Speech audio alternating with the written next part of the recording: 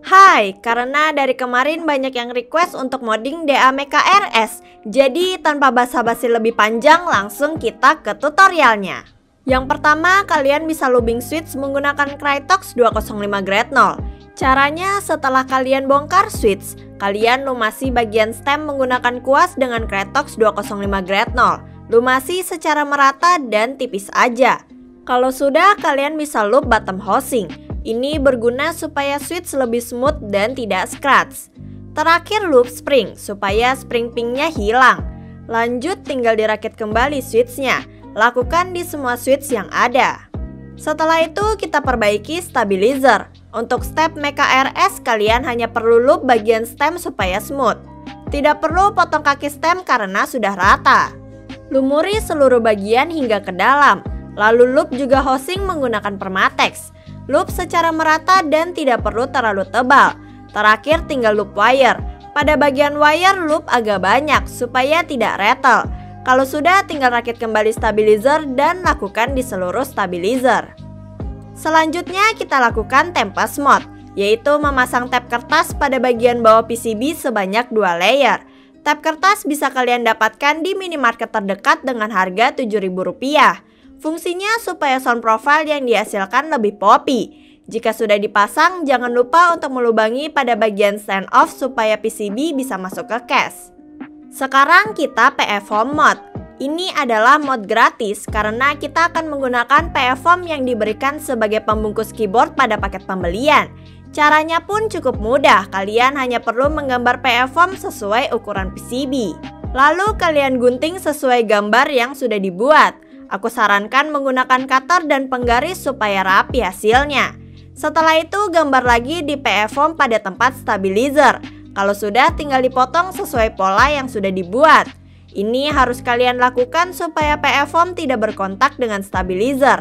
Untuk platform, aku membeli platform custom berbahan cotton setebal 3 mm seharga Rp40.000 di marketplace. Tapi sebelum digunakan, kalian perlu memotong setiap sisi atas, bawah, kiri, dan kanan. Langkah selanjutnya, kita letakkan PF-Foam di atas PCB, lalu pasang platform dan plat MEKA-RS. Setelah itu, aku pasang switch di keempat sisi serta stabilizer yang sudah di loop tadi. Terakhir, tinggal pasang semua switch. Mungkin kalian bertanya, kenapa aku menggunakan switch Kateteros, bukan switch bawaan yang tadi aku loop? Alasannya karena switch bawaan dari MEKA-RS yang kuterima adalah blue. Jadi kurang worth it buat di mod. Makanya aku ganti switch dengan Kateteros saat build. Saranku sih kalian gak perlu ganti switch, di loop aja udah cukup. Andaikan unit yang aku terima adalah red switch, aku juga gak akan ganti kok. Setelah semua switch terpasang, kita pasang o-ring gasket. Dengan harga 8 ribuan tapi bisa bikin keyboard kalian jadi flex. Cara pasangnya seperti di video. Pasang di antara plat dan PCB sampai o-ring mengitari seluruh plat. Aku saranin sebelum dipasang kalian tarik-tarik dulu o-ringnya biar lebih lentur. Biar flexnya lebih berasa, pada case kita potong semua stand off yang mengganggu. Toh nggak akan dibaut juga, jadi nggak butuh stand off. Biar mudah potong menggunakan tang plato. Hati-hati juga saat memotong, jangan sampai kabel ikut terpotong. Kita pasang PF-Foam double tap. Alasanku memasang PF-Foam double tap karena case dari MEKA-RS banyak rintangan, jadi sulit kalau mau numpuk case foam. Sedangkan satu lembar case foam gak cukup. Jadi aku pasang PF-Foam tap sebanyak 3 layer pada bagian atas, bawahnya 2 layer, bawahnya lagi 2 layer, dan paling bawah 1 layer.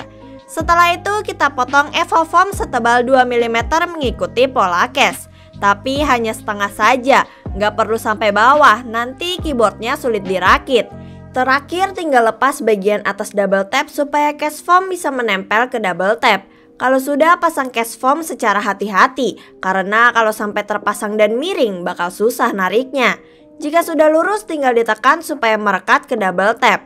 Setelah itu tinggal pasang kabel baterai ke PCB, lalu pasang plat dan PCB ke case. Saat memasang perlu perlahan dan kalian tekan-tekan.